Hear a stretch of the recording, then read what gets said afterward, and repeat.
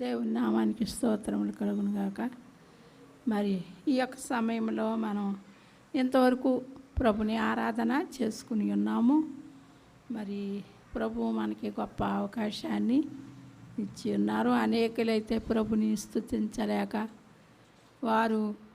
వారి యొక్క సొంత మార్గాల్లో ఉన్నారు. అయితే వారికంటే మనం గొప్పవారం కాదు, కానీ ఆయన ఉచితమైన కృప చొప్పున మనల్ని ప్రభు యొక్క పాదాల దగ్గర చేర్చిన ప్రభుకి మనం కృతజ్ఞత స్తోత్రాలు చెల్లించుకుంటున్నాం. దేవుని బిడ్డలారా, మరి 1-2 వచనాలు చెప్పి నేను ముగింతాను. అలాగే సంగమనకును, అలాగే లైవ్ చూస్తుందంటే ప్రతి ఒక్క మరి బిడలకును నా యొక్క వందనాలు చెల్లించుకుంటున్నాను. ప్రభు మరి మహాకృపను బట్టి ఈ 10వ నెలలో మనల్ని ఈ విధంగా నడిపించిన ప్రభుకి స్తోత్రాలు. మరి అనేకమైనటి వ్యాధులు, శోధనలు, మరి మనకెంతో కష్టతరమైనటి జీవిత విధానం అయినప్పటికీ కూడా ప్రభు ఆశ్చర్యకరంగా మనల్ని నడిపిస్తున్నట్టు ప్రభుకి స్తోత్రములు. మరి ఇక్కడ లూకాసు వార్త 12వ అధ్యాయము 1, 2, 3 వచనాలు చదువుకుందాము. అంతలో ఒకనికొకడు త్రొక్కుకున్నట్లుగా వేల కొలది జనులు కూడినప్పుడు ఆయన తన శిష్యులతో మొదట ఇట్లని చెప్పసాగాను. దేవుని బిడ్డలారా, మరి ఒక సమయంలో ఈ లూకాసు వార్త 12వ అధ్యాయంలో చూస్తే మరి యేసు ప్రభు ఆయన 30 సంవత్సరాలు ఆ యొక్క ప్రభు ఆయన రిక్తుడుగాను దాసుడుగాను ఆయన మన కొరకు మన ఉన్న చోటకి ప్రభు వచ్చి మరి స్త్రీ సంతానంగా వచ్చి ఆయన పరిశుద్ధాత్మ దేవుడు అయినప్పటికీ కూడా స్త్రీ సంతానంగా వచ్చి మరి తన కర్తవ్యాన్ని సాగించుకుని 30 సంవత్సరాలు తల్లి అని అనబడినట్టు మరియ దగ్గర ఉండి ఆమెకి ఎంతో ఆదరణగా ఉండి 3.5 సంవత్సరాలు 30 సంవత్సరాలు అక్కడ గడిచింది. 3.5 సంవత్సరాలు పరలోక రాజ్య స్థాపన ప్రభువు చేశారు. ఆ రాజ్య స్థాపన కొరకై ఆయన రాత్రంతయు మరి ప్రార్థన చేసుకుని ఒలీవ కొండపైన పగలంతా కూడా స్వార్థ అందించారు ప్రభు. ఎలాగూ అంటే మరి అనేకుల్ని స్వస్థపరుచుచు అనేకుల్ని మరి చనిపోయిన వారి సహితాన్ని లేవనెత్తి అనేక దయ్యములను గద్దించి మరి అనేక మందికి ఆయన ఆహారం సిద్ధపాటు చేసి మహా అద్భుత కార్యములు పరలోక రాజ్యాన్ని మరి స్థాపించడం జరిగింది. అలాగే మరి ఒక చోట ఆయన ప్రభు ఎక్కడుంటే అక్కడ అనేక జనసమూహం ఉండేవారు. ఎందుకు అంటే అక్కడ స్వస్థత జరుగుతుంది, అక్కడ వ్యాధులు పోతున్నాయి, మరణాలు పోతున్నాయి, ఆహారం దొరుకుతుంది. దేవుని బిడ్డలారా, చాలామంది మరి వ్యాఖ్యానిస్తారు, మత ప్రచారం చేస్తున్నారు, స్వస్థత అని వంక పెడుతున్నారు అని క్రైస్తవుల మీద అనేకమైన చెడ్డ అవంతరాలు కలిగిస్తున్నారు. ఎందుకు అంటే మానవుడిగా పుట్టిన మనకి శ్రమ అని యోబు గ్రంథం చెప్తా ఉంది. ప్రతి ఒక్క వ్యక్తులకి వ్యాధులు ఉన్నాయి, అనేకమైన వ్యాధులు ఉన్నాయి. అది ఒక రకమైన వ్యాధి కాదు. అయితే యేసు ప్రభు మరి ఆయన ఏదో ఒక మరి స్వస్థత అనే అడ్డు ఆయన పెట్టుకోవలసిన పని లేదు. ఆయన అంగీకరించిన వారికి వ్యాధులు వస్తాయి, అంగీకరించిన వాళ్ళకు కూడా వ్యాధులు వస్తూ ఉంటాయి. అందుకు వ్యాధి అనే ఒక అంశాన్ని ఆయన అడ్డుగా పెట్టుకోవలసిన పని లేదు. అయినా ఈ రోగములు ఉంటాయి, తగ్గుతాయి, వస్తాయి, తగ్గుతాయి. వీటి వలన మరి మనకి గొప్ప మేలు కాదు, కానీ మన ప్రభు అయినంటి యేసుక్రీస్తు వారు మనకి రక్షణ తెచ్చి ఉన్నారు. అదే మనకి ప్రాముఖ్యం. ఏంటంటే అనేకులు ఈ శక్తిని ఎరగనంటి వారు క్రైస్తవుల మీద అనేక అపనిందలు మోపుతూ ఉంటారు.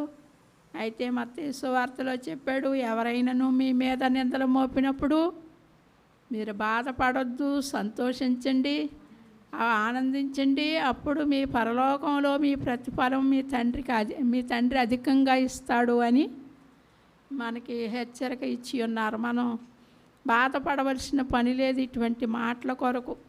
ఎందుకంటే మనం సంతోషించి ఆనందించినప్పుడు మన ఫలము అధికంగా ఉంటుందని ప్రభువు మనకి చెప్పి ఉన్నారు.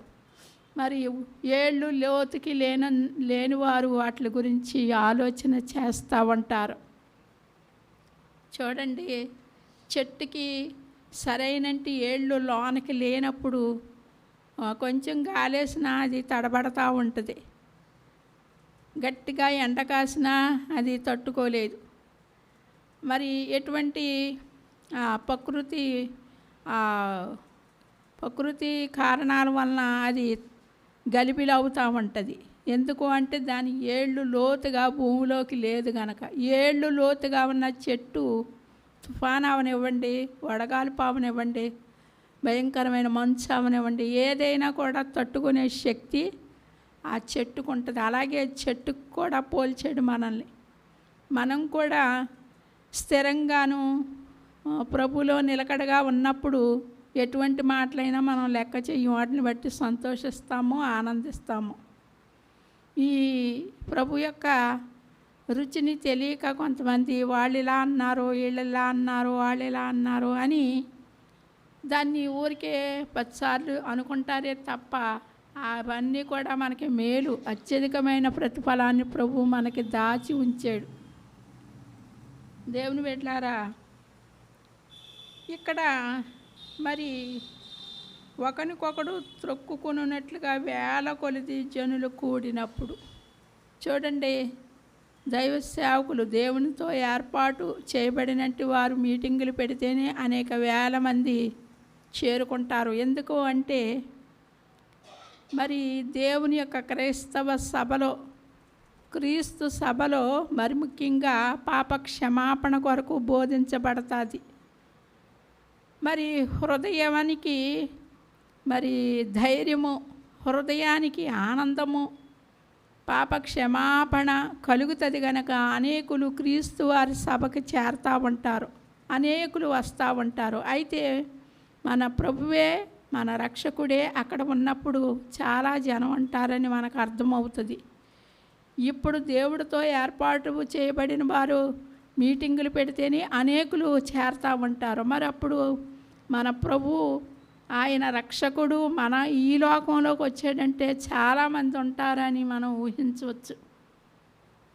అయితే వేల కొలదిగా జనులు కూడినప్పుడు ఆయన తన శిష్యులతో మొదట ఇట్లని చెప్పసాగాను. శిష్యులు, యేసు ప్రభు వారికి 12 మంది శిష్యులు ఉన్నారండి. వారు ఎలాంటి వారంటే బాగా అన్ని డిగ్రీలు చేసిన వారు కాదు. వారు చేతశక్యమైనటువంటి భాషలు మాట్లాడేవారు కాదు. పామర్లు, వారు చదువు లేనంటి పామర్లు. వారు మరి అటువంటి శిష్యుల్ని ప్రభు ఎన్నుకున్నాడండి.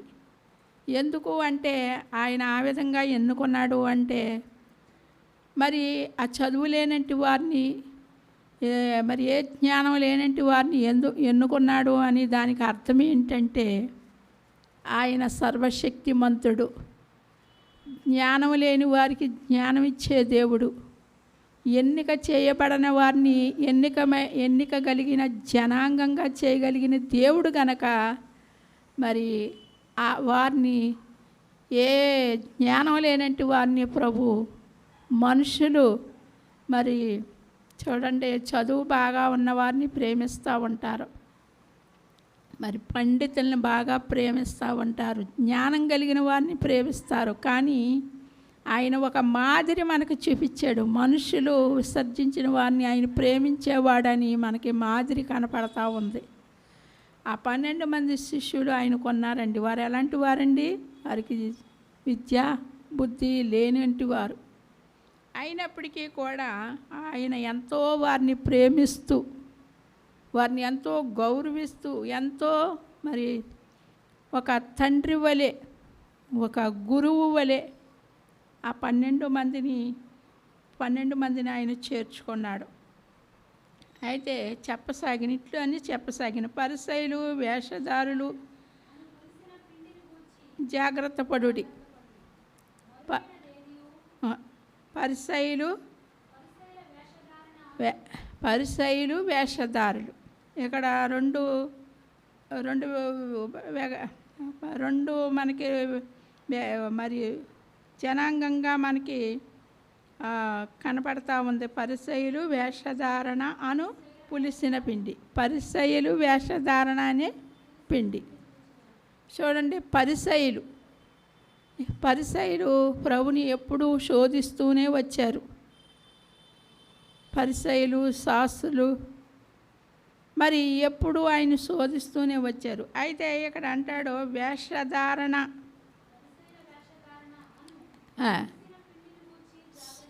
వేషధారణ మరి బైబిల్లో ఒక మాట ఉందండి, వేశ్యకైనా చోటు ఉంది కానీ వేషధారణకి చోటు లేదు అని దేవుని గ్రంథం చెప్తా ఉంది.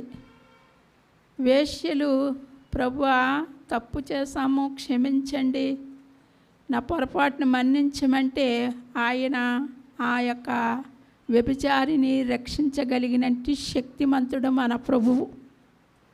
చూడండి, తెలుసుండి కూడా వేషం వేసిన వారిని క్షమించటం కష్టమని ప్రభు చెప్తా ఉన్నాడు. అయితే ఆయన క్షమించగలడు, కానీ అది వేషధారణతో ఉన్న వారికి అది చాలా నష్టం.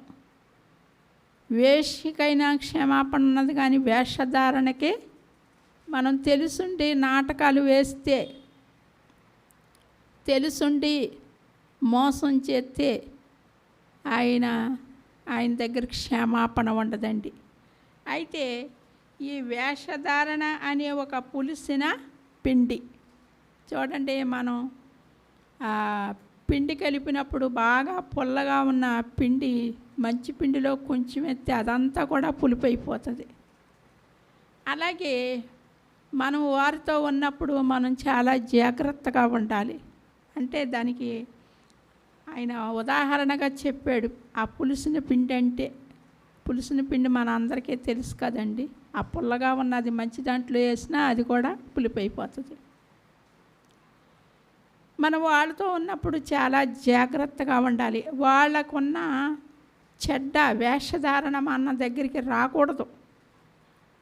చూడండి, మరి జీవ గ్రంథంలో ఒక మాట ఉంది. ప్రభు అంటండి గురుగుల్ని గోధుమల్ని ఆయన ఉండనిస్తున్నాడంట. చూడండి, రైతు గోధుమల పంట వేస్తాడనుకోండి, వేసినప్పుడు దాంతోపాటు వ్యర్థమైన విత్తనాలు కూడా ఉంటాయి. అందుకని అంటాడు గోధుమల్ని గురుగుల్ని కలిసి ఉండనివ్వండి, అవి పెరిగిన ఎడల ఈ గోధుమలకి దెబ్బ వస్తుంది, అవి అలాగే పెరగనివ్వండి అంటున్నాడు. అయితే మరి గోధుమలు గురుగులు అలాగే ఈ పులిసిన వారితో, ఈ వేషధారులతో, ఈ యొక్క చెడు స్వభావంతో ఉన్నవారు మనకి దగ్గరగా ఉన్నప్పుడు మనం వాళ్ళతో కలిసిపోకూడదు. జాగ్రత్తగా వాక్యాన్ని చేతపట్టుకుని వాక్యానుసారంగా మనం జీవించి వారికి మాదిరికరంగా ఉండాలి. అందుకనే జాగ్రత్త పడుడి అంటున్నాడు. మరుగైనది ఏది బయలుపరచబడకపోదు.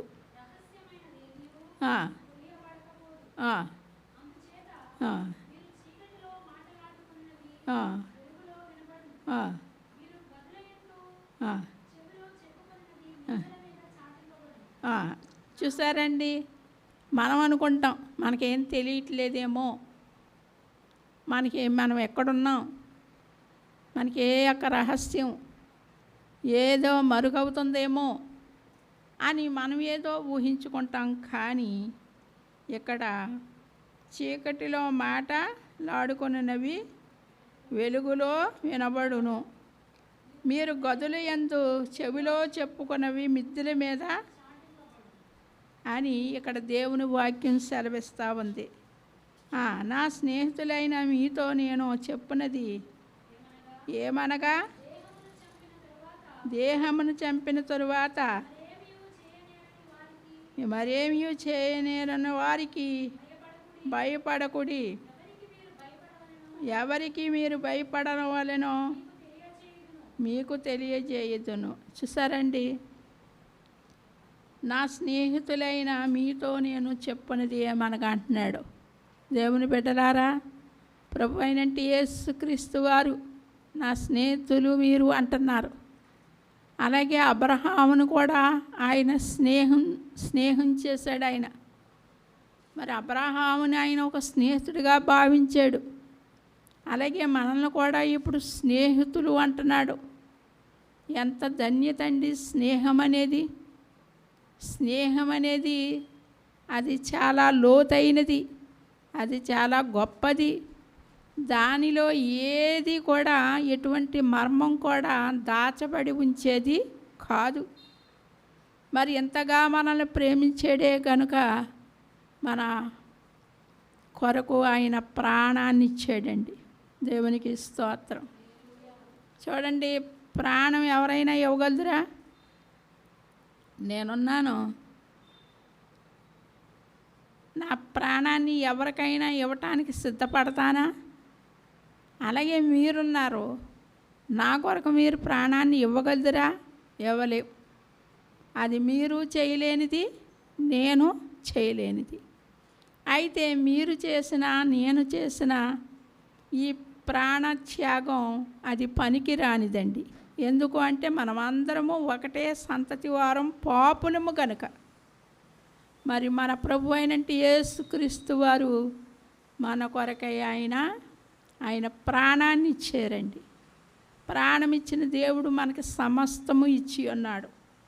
దేవుని బిడ్డలారా, మరి ఇక్కడ చూసినట్లయితే మరి దేహమును చంపిన తరువాత మరేమీ చేయనేరని వారికి భయపడకుడి. చూడండి, మన దేహం, మన ప్రాణం నరకంలో పడే కంట. మరి మనం నరకంలో వేయబడేవానికి మనం భయపడాలి. మన ప్రాణాన్ని నరకంలోకి వెళ్లకుండా, అగ్నికి ఆహుతి కాకుండా మన సృష్టికర్త అయినట్టి ప్రభుని నమ్ముకుని మన ప్రాణాన్ని రక్షించే వారికి మనం భయపడవలసిన వారమై ఉన్నాం. ఆయన చెప్పిన ఆజ్ఞలకు లోబడవలసిన వారమై ఉన్నాం. ఆయన కట్టడలు మనకిచ్చి ఉన్నారు ప్రభు. ఆయన కట్టడలు ఏమిచ్చారండి?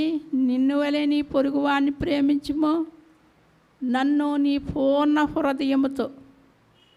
ఈ రోజున చాలామంది విగ్రహారాధన చెయ్యకపోవచ్చు, కానీ సెల్ ఫోన్లు ఆరాధనలో ఉన్నారండి. చాలా విచారకరంగా ఉంది. ఆరాధన చేస్తూ ఉన్నారు.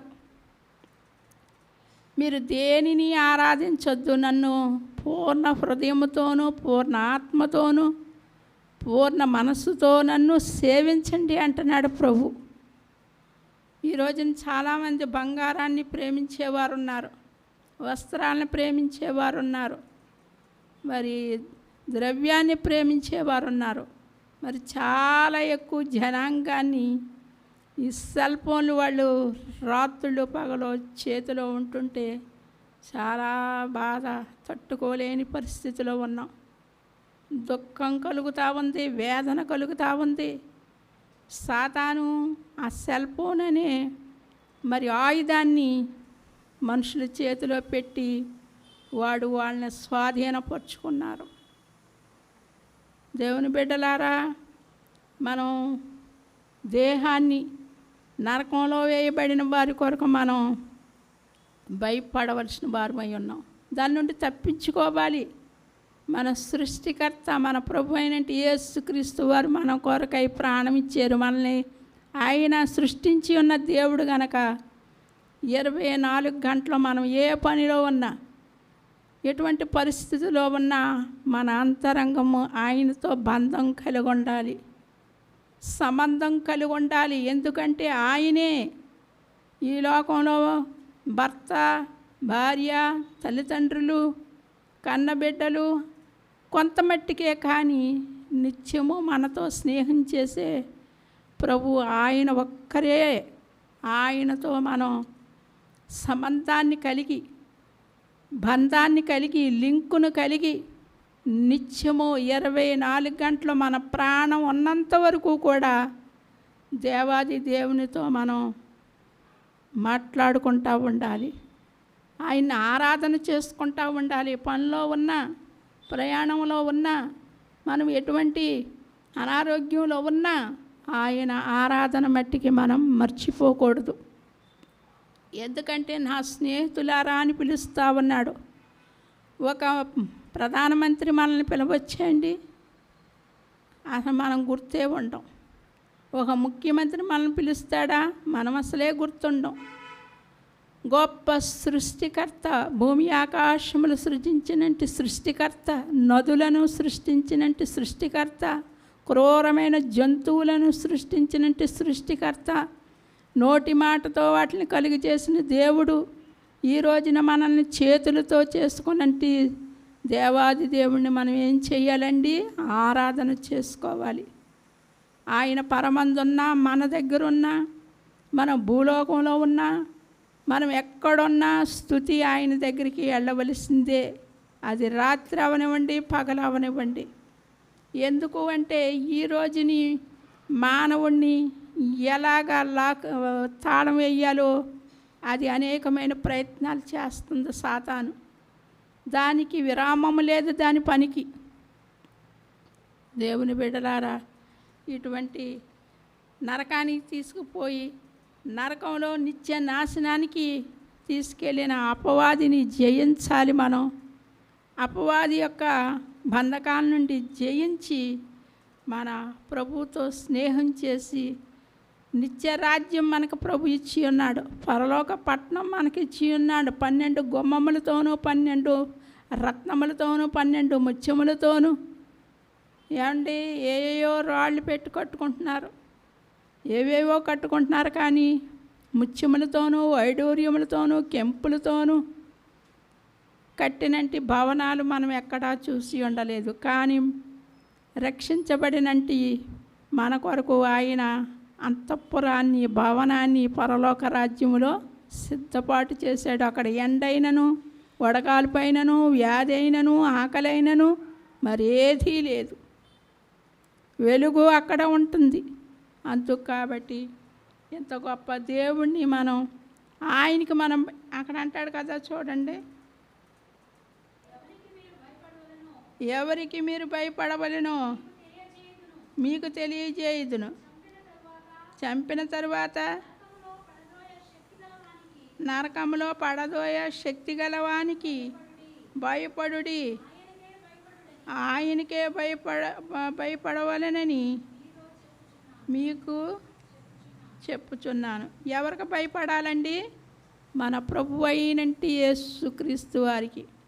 తండ్రి, కుమార, పరిశుద్ధాత్మ త్రియేక దేవుడైనంటి దేవాది దేవుడికి, సృష్టికర్తకు మనం భయపడవలసిన వారమై ఉన్నాం. ఆయనకి మనం కృతజ్ఞత కలిగిన వారమై, ఆయన్ని ఆరాధన చేసుకోవలసిన వారమై ఉన్నాం. మరి ముఖ్యంగా బాధాకరమైనది ఏంటంటే, చిన్న బిడ్డ మొదలుకొని వృద్ధాపాయం వరకు ఉన్నవారు ఆరాధన చేసేది ఆ ఫోను. చాలా దుఃఖంగా ఉంది. అది దేవుడు, మీరు దాన్ని ఉపయోగించుకోండి, దాన్ని వాడుకోండి అని దైవ సేవకులకి అటువంటి ఇశ్రాయేలీలు అనేకమైనటి పరికరాలను కనిపెడుతున్నారు. ఇశ్రాయేలీలు ప్రజలు, మరి వారు దేవుని జ్ఞానంతో, యూదులు, ఇశ్రాయేలీలు ఎంతో చక్కటి పరికరాలని, మనకి ఎంతో సౌకర్యం కలిగినంటి అవన్నీ సిద్ధపాటు చేస్తుంటే దేవుడి జ్ఞానంతో దాన్ని మనుషులు, సాతాను ఎలా పెట్టిందండి, దేవుని దగ్గర నుండి దూరం అయిపోయేలాగా పెట్టి ప్రతి ఆయుధాన్ని అది దేవునికి దూరం చేస్తూ ఉంది. కానీ దానికి మరి నిత్య నాశనం కనిపెట్టుకుని ఉన్నది సాతానికి. ఆయన పిల్లలకి గొప్ప జయమిచ్చే దేవాది దేవుడు త్వరగా రాబోతుందంటే రాజు అయిన కడబోర శబ్దంతో ఆయన త్వరగా రాబోతుందంటే రాజు. ఆయన రాకడలో మనం అందరం సిద్ధపడవలసిన వారమై ఉన్నాం. కడబోర శబ్దము వినబడగానే మనమందరము కూడా ఆయన దగ్గరికి వెళ్ళవలసిన వారమై ఉన్నాం. ఆయన రానయ్యున్నాడు త్వరగా, ఇదిగో నేను త్వరగా రానయ్యున్నానని సెలవిస్తా ఉన్నాడు. సాతానికి గొప్ప అపజయాన్ని ఇచ్చే ప్రభుకి మనం భయపడి ఆయన పాదాల దగ్గర చేరి ఆయన రక్షణతో అలంకరింపబడదాము. దేవుడి ఈ మాటలు దీవించునుగాక. ఆమేన్.